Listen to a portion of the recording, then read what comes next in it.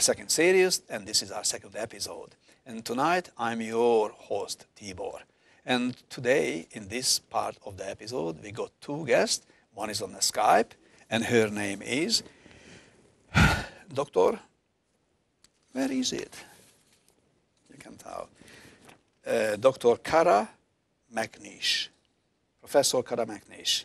This is as you prefer to call you. Yes? Hello. Hello. And on the set, we got Fletcher and Dr. Fletcher Hajzik. Before we start the interview and we start talking about, again, artificial intelligence, as we done in the first half, we will see another video. And this video is all about how artificial intelligence beat the biggest gamer in Jeopardy.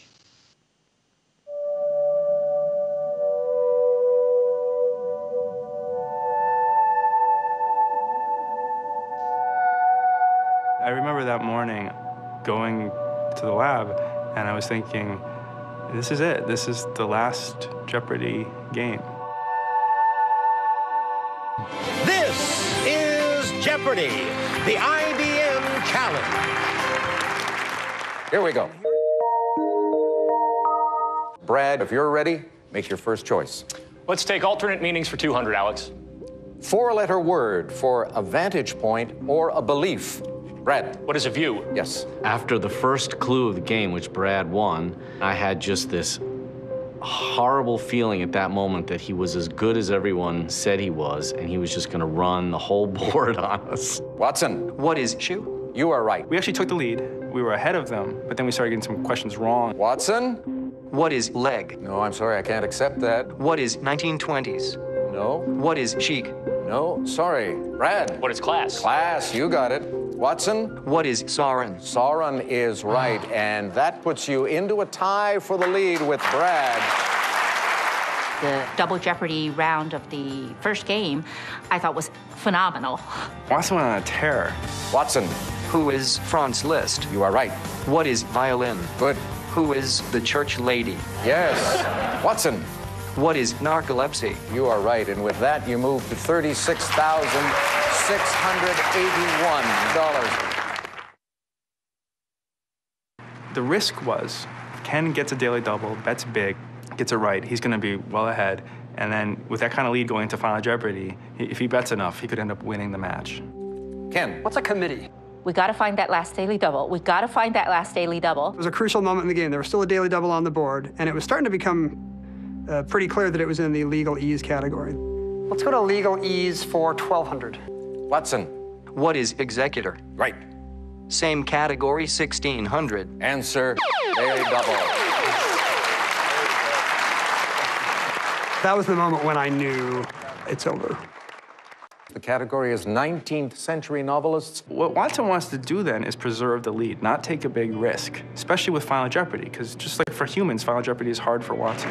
Now we come to Watson, who is Bram Stoker, and the wager, hello, 17,973, and a two-day total of 77,147. I would have thought that technology like this was years away, but it's here now. I have the bruised ego to prove it. My past Jeopardy experiences have been great, but they weren't really weighty with this kind of technological, philosophical importance. I think we saw something important today. Didn't really think very much about the implications until later and say, wow, wait a second, this is history. Of course, this whole project is not ultimately about playing Jeopardy. It's about doing research and deep analytics and a natural language understanding. This is about taking the technology and applying it to solve problems people really care about. We're just so excited about all the things we can do with this. I had thought this is the end. We get there, we're done.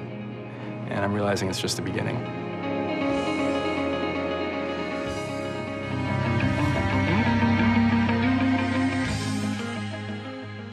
I hope you all enjoyed this little video clip, the insert of the video, and you can see how far we went with artificial intelligence. They can beat people in a game.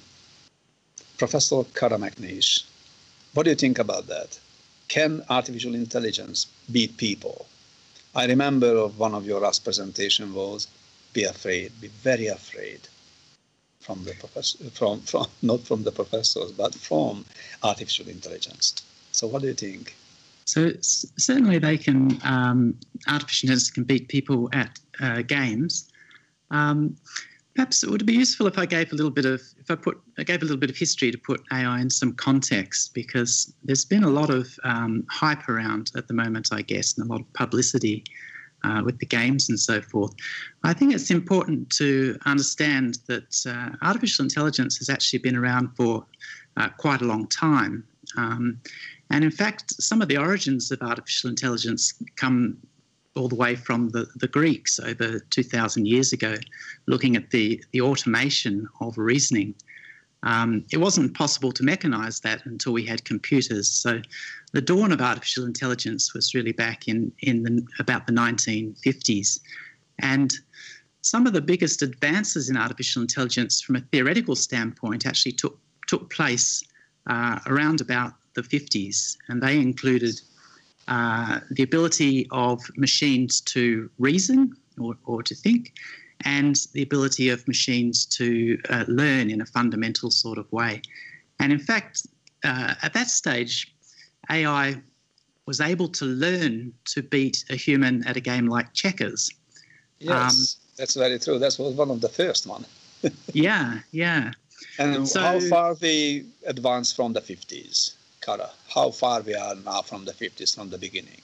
So we've come a long way from the 50s, but artificial intelligence it's kind of gone in kind of boom and bust cycles, where people thought that it was going to solve all of the world's problems. It was going to be, yes. We'd sort of solved it. It was going to be very easy to do.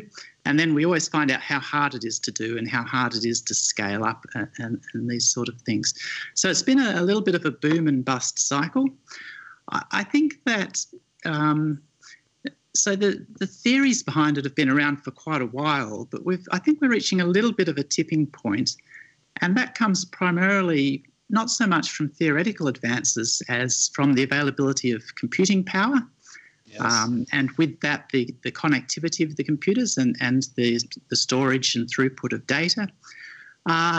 And the other thing is the amount of money that's being thrown at it now. So whereas previously... why are we throwing money into artificial intelligence? Because we are not intelligent enough, so we're missing something from the world? Or why we want to invest in artificial intelligence? We got 7 billion people in this earth. Hopefully all born with intelligence. Sure. So do we need extra? And why? So there's different ways of viewing what we mean by artificial intelligence, and they kind of range from getting computers to do sort of what we would consider to be thinking tasks or human-like tasks, through to this idea of sort of replicating a human and kind of replicating human intelligence. And those are quite different things. And I tell my students... Which one do you prefer? Well, I tell my students that it's really about enabling computers to do better and better things, which is quite different to sort of replacing human beings. Yeah. So I think artificial intelligence is sort of an evolution in computing, which enables computers to do more and more sophisticated tasks. And we've reached a point now where there's enough data available and enough computing power available that you can do things that just weren't possible, 10 or 20 years ago. And I think that's why there's a lot of money coming in from the Googles and the Apples and so forth. But that's investment from the Googles and the likes, the multinationals. That's like not investing for the better life of people. It's investing for doing simple tasks like spying on customers, making more money through the information what they can get, which we are willingly giving to them. So where the benefit is coming to us, who are really investing in, because we are the users. So without us, they never got any information what they can process quickly or otherwise, is it? Yeah, and I think that there are benefits and there are risks. So there are clearly a lot of benefits in being able to automate tasks that people don't really want to do and liberate people to do more individualised tasks. We're seeing a shift towards service tasks. So things, for example, like personalised medicine, you need a large amount of human power to be able to treat people on a personalised basis. So to do that, you need to be able to shift some of the work that currently is done, the more routine work, to computers. But there are also risks involved, as you mentioned, and you mentioned the title of the presentation I gave a little while back. So just can you summarize, Kara, because of the time is running, and sure. We spent our 6 minutes.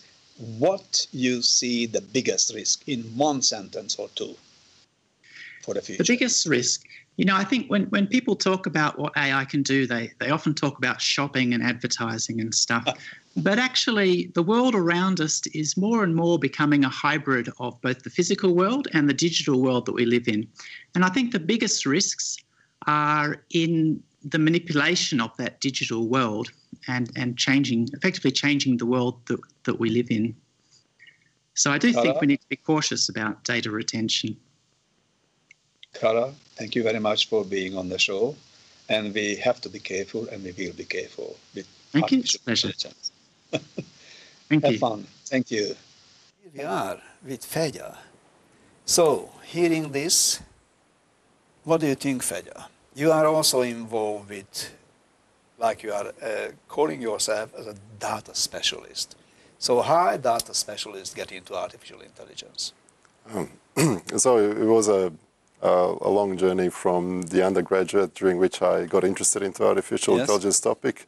And you started with some sort of game, is it? That was in my honors degree, where as part of the project was we joined the artificial intelligence team of robot soccer, which at that time were small robots in dog shape. That's at Curtin University? That was at University of Technology, Sydney. Sydney, yes. Okay. So that's, again, going back to games, where you say, is it good a person can beat, artificial intelligence can beat the human in these games? I believe, yes, in controlled environments, such as where the robot soccer was. You have the field, you have all the cameras, all the information, all the sensors. It was very successful to apply machine learning to that. And yes, it would beat anyone else trying to, for example, find out the best parameters for the robot to walk fast. So how the robot beat the humans in this game of soccer?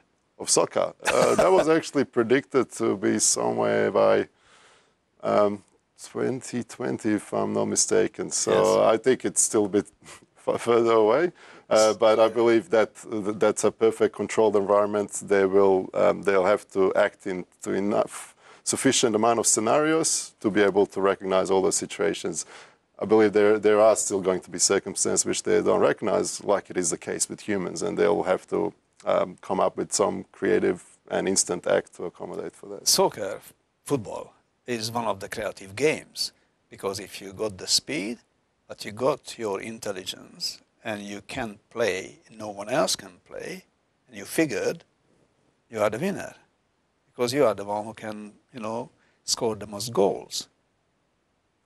Yeah, but at the same time, the precision may not always be the same, whereas with full computational power to calculate the precision, they may get that advantage to always be precise, but not as creative at this stage. Creativity is something not very well understood in human or artificial worlds, and to be able to implement creativity, I think it's there has been some successful trials, such as the song being written by an artificial intelligence, but I think it will be a lot of training, I believe.